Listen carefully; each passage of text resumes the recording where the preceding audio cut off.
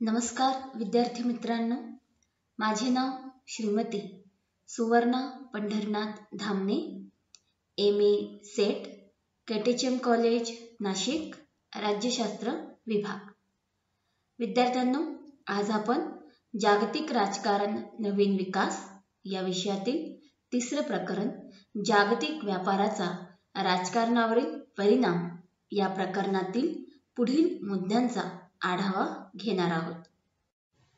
राज्यांच्या आंतरराष्ट्रीय आर्थिक धोरणांवर देशातील उद्योग आणि इतर राजकीय शक्तींचा प्रभाव पडत असतो.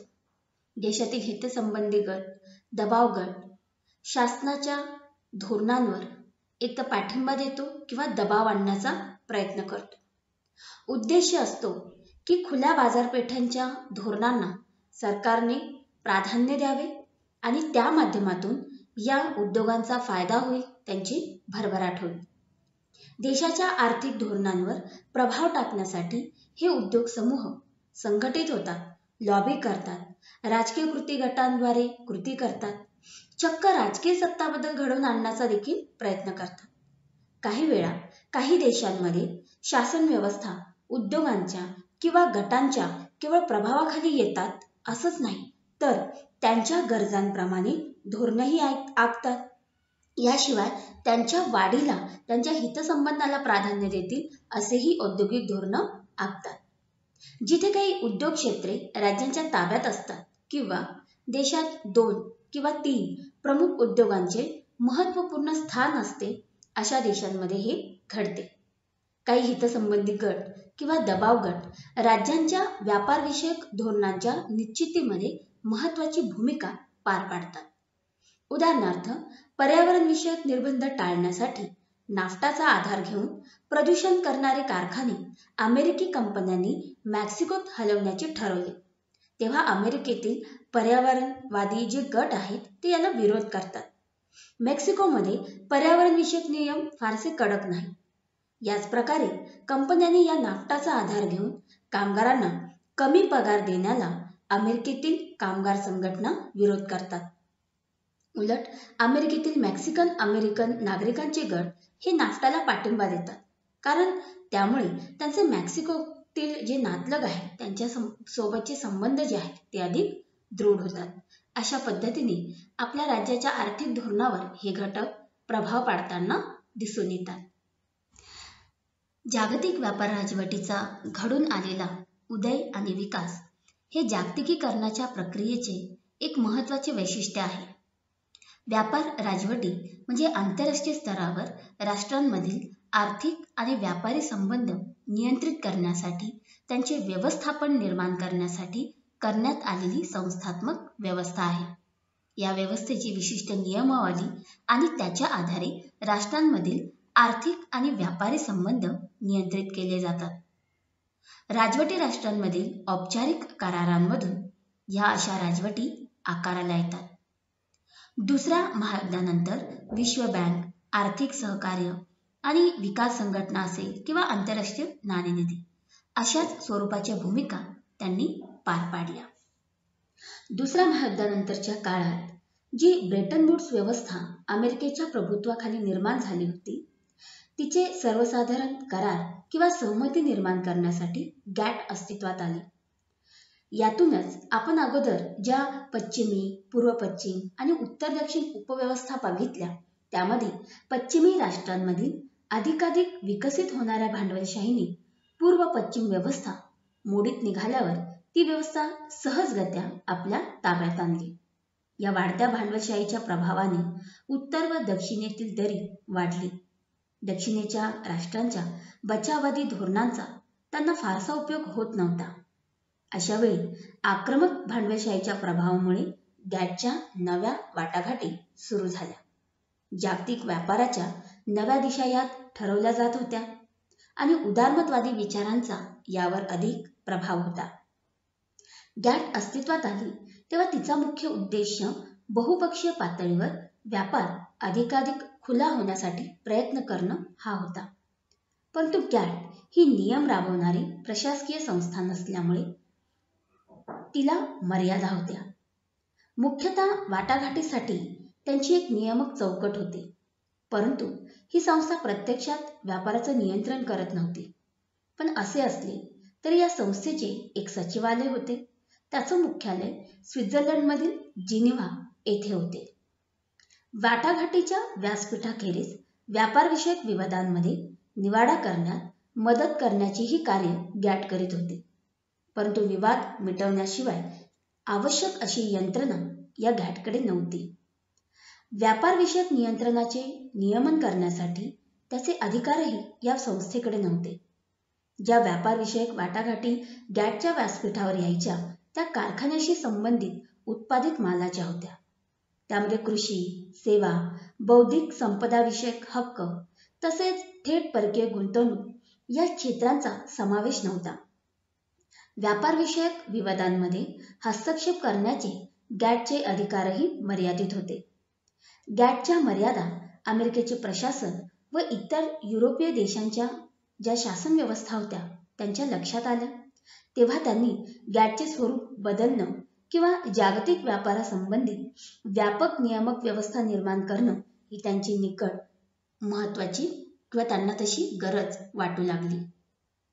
गॅट करारामध्ये सुधारणा घडवून आणण्यासाठी गॅटच्या सदस्य राष्ट्रांमध्ये सन 1886 साली बोलण्याला सुरुवात झाली आणि ही बोलणी जवळपास 8 वर्ष चालली. आणि त्या बोलण्यामध्ये एक आधारित सर्वसमावेशक सुधारित मसुदा तयार केला गेला, ज्याला डंकेल प्रस्ताव या नावाने ओळखले जाते. आणि या तरतुदीनुसारच 1 जानेवारी 1995 साली विश्व व्यापार संघटना अस्तित्वात आली. या व्यापार संघटनेचे काही उद्दिष्ट होते, ज्याच्या माध्यमातून त्यांना आंतरराष्ट्रीय व्यापार नियंत्रितही करायचा होता आणि जागतिक संबंधांमध्ये सुधारणाही घडवून आणायची होती. ही उद्दिष्ट अशा स्वरूपाची होती की सदस्य जी राष्ट्र आहेत त्यांच्यामध्ये खुल्या पद्धतीने व्यापार वृद्धीला प्रोत्साहन देणे. दुसरं उद्दिष्ट असं होतं की जी सदस्य राष्ट्र आहेत त्यांच्यामध्ये सहकार्य व समतेच्या आधारावर संबंध प्रस्थापित करणे. सदस्य राष्ट्रांमध्ये उत्पादन व रोजगार यांची वृद्धी करणं. सदस्य देशांच्या जी जनता आहेत, लोक आहेत, त्यांच्या राहणीमानामध्ये सुधारणा करणं. स्वयंसंवर्धित विकासाला प्रोत्साहन देणं. पर्यावरणाचं संरक्षण करणं हे सुद्धा त्यामध्ये महत्त्वपूर्ण असं उद्दिष्ट होतं. याशिवाय जे अविकसित, गरीब आणि विकसनशील देश आहेत त्यांना आर्थिक न्याय मिळाला पाहिजे त्यासाठी प्रयत्न करणं. आंतरराष्ट्रीय व्यापाराचं व्यवस्थापन करण्यासाठी बनवण्यात आलेल्या नियमांचा ठराविक कालावधीनं आढावा घेणं, त्याच्यामध्ये आवश्यक त्या सुधारणा करणं आणि या अनुषंगाने ती यंत्रणा उभी करणं. अशा पद्धतीने विश्व व्यापार संघटनेची उद्दिष्टे आपल्याला दिसून येतात. आता आपण जागतिक व्यापार संघटनेची रचना कशी आहे ते बघूया. रचनात्मक दृष्ट्या जागतिक व्यापार संघटनेचे 2 प्रमुख घटक आहेत. एक मंत्रिपरिषद आणि दुसरा आहे सामान्य परिषद. मंत्रिपरिषदेमध्ये सदस्य राष्ट्रांच्या वाणिज्य मंत्र्यांचा समावेश होतो. मंत्रिपरिषद ही विश्व व्यापार संघटनेची सर्वोच्च निर्णय समिती असून या समितीची बैठक दर 2 वर्षांनी होत असते. मंत्रिपरिषदेची पहिली बैठक सन 1996 साली सिंगापूर येथे झाली. सामान्य परिषदेमध्ये सदस्य राष्ट्रांचे राजदूत आणि व्यापार प्रतिनिधींचा समावेश होतो. सामान्य परिषदेमध्ये सदस्य राष्ट्रांचे राजदूत आणि व्यापार प्रतिनिधींचा समावेश होतो. सामान्य परिषदेमध्ये परिषदेचं जे मुख्यालय आहे ते जिनिव्हा येथे आहे आणि याच्यामध्ये आणखीन 2 समित्यांचा समावेश होतो, ज्यात आहे व्यापार धोरण पुनर्आढावा समिती आणि दुसरा आहे व्यापार संबंधी वाद निवारण समिती. अशा 2 समित्यांचा समावेश होतो. सामान्य परिषदेला आपल्या कार्यालयात मदतीसाठी आणखी 3 समित्यांची निर्मिती करण्यात आलेली आहे. त्यात उत्पादन समिती आहे, सेवा समिती आहे, बौद्धिक संपदा अधिकार समिती यांचा देखील त्यात समावेश होतो. अशा पद्धतीने जागतिक व्यापार संघटनेमध्ये जे निर्णय आहे ते सर्वानुमते घेतले जातात जेव्हा निर्णयावर मतभेद असतो तेव्हा मतदानाची पद्धत अवलंबली जाते. संघटनेच्या दैनंदिन व्यवस्थापनाचे आणि प्रशासनाचे काम पाहण्यासाठी महानिर्देशकाचं जी नेमणूक आहे ती मंत्री परिषदेकडून होताना आपल्याला दिसून येते. जागतिक व्यापार संघटनेमध्ये काही महत्त्वाचे निर्णय झाले आणि ते महत्त्वपूर्ण याच्यासाठी की गॅटमध्ये जी मर्यादा होती ती मर्यादा जागतिक व्यापार संघटनेमध्ये दूर करण्यात आली. जे जागतिक व्यापार संघटनेचे जे महत्त्वाचे निर्णय आहे ते म्हणजे व्यापारविषयक निर्बंध दूर करताना नवीन नियम जे आहे ते लावण्यात आले आणि त्यामध्ये कृषी, वस्त्रोद्योग, सेवा, बौद्धिक संपदा विषयक हक्क आणि थेट परकीय गुंतवणूक यांचाही समावेश करण्यात आला. म्हणजे या क्षेत्रामधले जे कोटा, अनुदाने व जकाती होत्या त्या कमी किंवा रद्द करण्याचे निर्णय घेण्यात आले. आणि त्यामागचं प्रमुख कारण असं होतं की जे 80च्या दशकामध्ये जागतिक अर्थव्यवस्थेचं एक झपाट्याने एकात्मीकरण होत होतं आणि त्यांचे नियंत्रण करण्याची क्षमता ही ब्रेटन वूड्सच्या नियामक व्यवस्थेमध्ये नव्हती. 1970 पासून विविध राष्ट्रांनी कोटा आणि अनुदानाच्या स्वरूपात ज्या नवबचाववादी धोरणांचा स्वीकार केला होता त्यांच्यामुळे नव्या खुल्या व्यापार व बाजारपेठांच्या प्रक्रियेमध्ये अडथळे निर्माण होत होते. अशा पद्धतीने प्रादेशिक वाद जो आहे त्यालाही दूर चढत होता. युरोपच्या एकीकरणाची प्रक्रिया याच एक चळवळीचा भाग होती. याशिवाय आपण असं बघतो की अमेरिका आणि पश्चिम युरोप जे आहे त्यांच्या व्यापारी भागीदारीवर व्यापारविषयक नव्या वाटाघाटीसाठी एक प्रकारचं दडपण त्यामुळे येत होतं. आता याच वाटाघाटीची परिणती अशी झाली की 1993च्या उरुग्वे वाटाघाटीमध्ये व जागतिक व्यापार संघटनेमध्ये झालेली आपल्याला दिसते. जागतिक व्यापार संघटनेची जी नियामक व्यवस्था होती त्याला आपण असं म्हणू शकतो की ते ब्रेटन वूड्सच्या व्यवस्थेच्या अंतर्भूत असणाऱ्या आर्थिक विचार प्रणालीचं पुढचं पाऊल होतं. आणि जे अधिकार गॅटकडे नव्हते म्हणजे अंमलबजावणीचे सुद्धा तर ते अधिकार याच्यामध्ये समाविष्ट करण्यात आले होते. असंही म्हटलं जातं की हे जे जागतिक व्यापार संघटना आहे ही एक प्रकारे अमेरिकेचं अपत्य आहे. ज्या पद्धतीने गॅटचा अमेरिकेच्या अर्थव्यवस्थेला चांगला उपयोग झाला त्याच पद्धतीने या जागतिक व्यापार संघटनेचा सुद्धा त्यांना तेवढाच फायदा करून घ्यायचा होता. याशिवाय त्यांना खुल्या व्यापारामधले जे अडथळे होते ते दूर करणं एव्हा कमी करणं यासाठी सुद्धा याची भूमिका जी आहे ती महत्त्वपूर्ण आहे. अशा पद्धतीने आपण गॅट आणि जागतिक व्यापार संघटना याच्यामध्ये जेव्हा फरक कळतो तर त्याच्यामध्ये अंमलबजावणी करण्याचा अधिकार असणं आणि नसणं एवढा पुरताच तो फरक नाहीये. तर जागतिक व्यापार संघटना जी आहे हिने व्यापारविषयक नियामक व्यवस्था राबवण्याच्या यंत्रणेत विवाद सोडवण्यासाठी जे अपील करतात त्यांच्यासाठी एक संस्था निर्माण केली. विवादाचा निकाल न मांडणाऱ्या राष्ट्राला दंड करण्याचा अधिकार सुद्धा या व्यवस्थेला आहे आणि हा अधिकार अतिशय महत्त्वाचा आहे कारण त्यामुळेच या संघटनेची शक्ती आपल्या लक्षात येते. परंतु या अधिकाराबाबत सभासद जे राष्ट्र आहेत त्यांच्यामध्ये मतभेद आहेत कारण गॅट हा केवळ व्यापारविषयक करार होता परंतु जागतिक व्यापार संघटना ही सभासद असणारी संघटना असून तिने वाटाघाटी व चर्चांसाठी कायमस्वरूपी व्यासपीठ जे आहे ते निर्माण केलेले आहे. जागतिक व्यापार संघटनेबरोबरच उरुग्वे वाटाघाटीमध्ये सुद्धा काही करारांचे प्रस्ताव मांडण्यात आले आणि ते टप्प्याटप्प्याने पारित करण्यात आले. आता यामध्ये जे करार पूर्ण सहमतीने झालं असं समजणं सुद्धा चुकीचं आहे कारण यामध्ये श्रीमंत राष्ट्रांचं प्रभुत्व खास करून अमेरिकेचं प्रभुत्व जे आहे ते आपल्याला जास्त दिसून येतं. यामध्ये काही करार होते जसे ट्रिप्स, त्याच्यानंतर गॅट्स, कृषीविषयक करार यासारखे. आता कृषी उत्पादन व व्यापार, सेवा व्यवहार व गुंतवणूक विषयक प्रस्ताव तसेच बौद्धिक मालमत्तेवरील जी संपदा आहे त्याच्यावरील हक्क याच्यामध्ये जे विषय आहे ते क्रमाने जागतिक व्यापार संघटनेखाली आणण्याच्या प्रस्तावाला 10 देशांनी विरोध केला. त्यामध्ये Brazil, Argentina, Cuba, Egypt, Bharat, Nigeria, Peru, Nicaragua आणि टांझानिया, युगोस्लाविया या देशांनी कसून विरोध केला होता. पण अमेरिका, जपान आणि युरोपियन जो आर्थिक समूह आहे त्यांनी मात्र आग्रह लावून धरला त्याच्या मान्यतेसाठी. व्यापार नियमांचे क्षेत्र वाढवून तिसऱ्या जगाची बाजारपेठ पूर्णतः ताब्यात घेण्याचा हा त्यांचा डाव होता, असा या विरोध करणाऱ्या देशांनी त्यांच्यावर टीका केली. आता हे प्रस्ताव तिसऱ्या जगातल्या विकासाच्या विरोधात असल्याने आणि गरीब देशाच्या सार्वभौमत्वावर घाला घालणारे असल्याने देशांनी या प्रस्तावाला विरोध केला. मात्र जेव्हा अशा विरोधामुळे या वाटाघाटी पुढे सरकत नव्हत्या, तेव्हा अमेरिकेने त्याच्या दंड आणि भेद नीतीचा वापर जो आहे तो यामध्ये सुरू केला.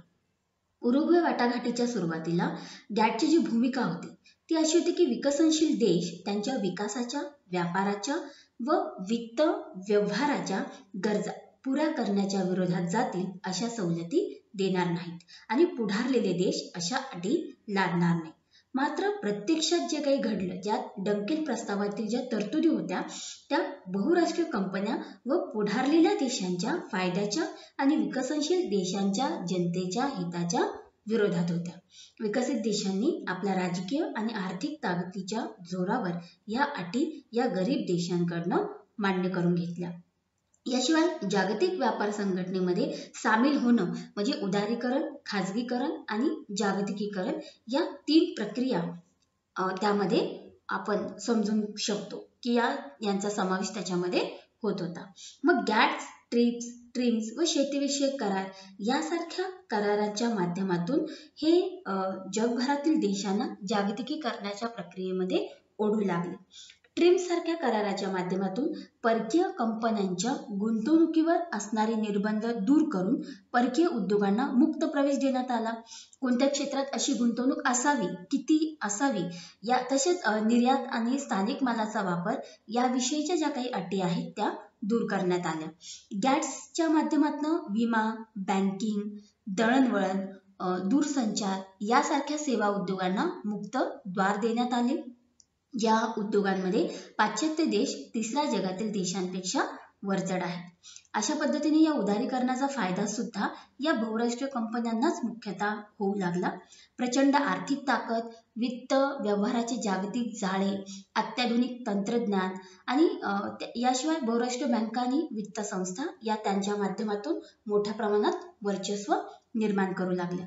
म्हणजे भांडवल जे प्रचूर सेवांना जगभर मुक्त प्रवेशाचा आग्रह धरताना जे मानवी कौशल्य आहे अशा सेवांबाबत मात्र पुढारलेल्या देशांनी कडक निर्बंध लावायला सुरुवात केली.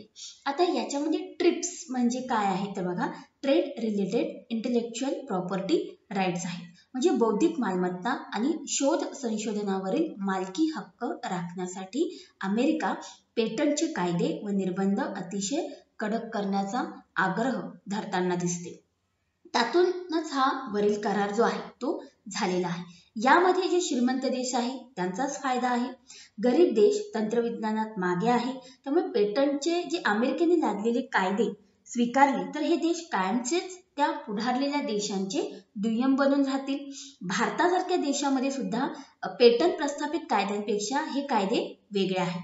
येथील लोकांना छोट्या मोठ्या गोष्टींची पेटंट घेण्याची व ती नोंदवण्याची सवय नाही आणि याचा फायदा या प्रगत देशातील कंपन्या घेताना दिसून येतात. उदाहरणार्थ भारतातील जे काही पारंपरिक औषधं आहेत, पिकं आहेत, त्या प्रजातींचे जे पेटंट आहे ते अमेरिका आणि युरोप कंपन्यांनी घेऊन दिलेले आहेत. त्यामुळे इथल्या लोकांचे औषधांसाठी त्यांना म्हणजे आपल्या देशातील लोक ते पेटंट घेत नसल्यामुळे इथल्या लोकांना त्या औषधासाठी रॉयल्टी द्यावी लागणार असे प्रसंग सहज येताना आपल्याला दिसतात. म्हणजे कडुनिंब आणि हळदीच्या बाबतीमध्ये असं घडून आलेलं आहे. याशिवाय शेतीविषयक जे करार झालेले आहेत, AOA असं शॉर्ट फॉर्म मध्ये त्यांना म्हणतात, या करारामुळे काय झालंय की जे जागतिकीकरणाच्या नादामध्ये या कराराच्या माध्यमातून गरीब देश किंवा त्या देशातले जे गरीब वर्ग आहे त्यांच्यावर अनिष्ट परिणाम व्हायला लागलेले आहेत आणि परिणामतः त्यांना एक प्रकारे जे पुढारलेले देश आहेत त्यांच्या अधीन राहावे लागत आहे. म्हणजे एक प्रकारे जी सार्वजनिक वितरण व्यवस्था आहे ती मोडीत काढायची आणि हे गरीब देश जे आहेत यांच्यावर अशा सार्वजनिक वितरण व्यवस्था आखण्याचं किंवा राबवण्याचं स्वातंत्र्यच या कराराने एक प्रकारे काढून घेतलेलं आहे. अशा पद्धतीने आपण बघतो की त्यामुळे जागतिकीकरणाला आणि व्यापारी विषयक नियामक व्यवस्था आहे त्यांना विविध देशांकडून, संघटनांकडून विरोध होत आहे. या विरोध करणाऱ्यांमध्ये गरीब राष्ट्रांमधील नागरिकांचे गट आहेत, बिगर सरकारी संघटना आहेत, पर्यावरणवादी, मानवी हक्कवादी आणि कामगार संघटना सुद्धा आहेत. म्हणजे अशा प्रकारे या विरोधांच्या तीव्रतेमुळे सुद्धा आपल्याला व्यवस्थेमध्ये एक प्रकारे असं जाणवतं की कुठेतरी या गरीब अन्याय होतो आहे. आता जागतिक पातळीवर जागतिकीकरणाला विरोध होणाऱ्या जगाच्या अनेक भागांमध्ये आपण राष्ट्रवादी चळवळी सुद्धा निर्माण होताना बघतो आहे. याच्यामुळे मग परकीय प्रभाव आणि त्याचा लोकांच्या अस्तित्वांना असणारा वाढता धोका याला प्रतिकार करण्यासाठी काही ठिकाणी आंतरराष्ट्रीय व्यापारालाच विरोध होत आहे. विकसित देशांमधील कामगार संघटना सुद्धा दक्षिणेकडील देशांमधील कमी मजूरवर काम करणाऱ्यांबरोबरच्या स्पर्धेमुळे आपल्या रोजगारावर विपरीत परिणाम होण्याच्या भीतीने खुल्या व्यापाराला विरोध करताना दिसून येतात. पर्यावरणवादी सुद्धा पर्यावरण संरक्षणाच्या दृष्टिकोनातून या अनिर्बंध व्यापाराला विरोध करताना दिसतात. तर अशा स्वरूपात आपल्याला जागतिक व्यापार संघटनेचं एका बाजूला महत्त्व जरी दिसत असलं तरी अविकसित आणि गरीब राष्ट्रांवर त्याचे जे विपरीत परिणाम होत आहेत त्याच्या माध्यमातून मानवी हक्काच्या दृष्टिकोनातून त्यांना विरोध सुद्धा होताना दिसून येतो.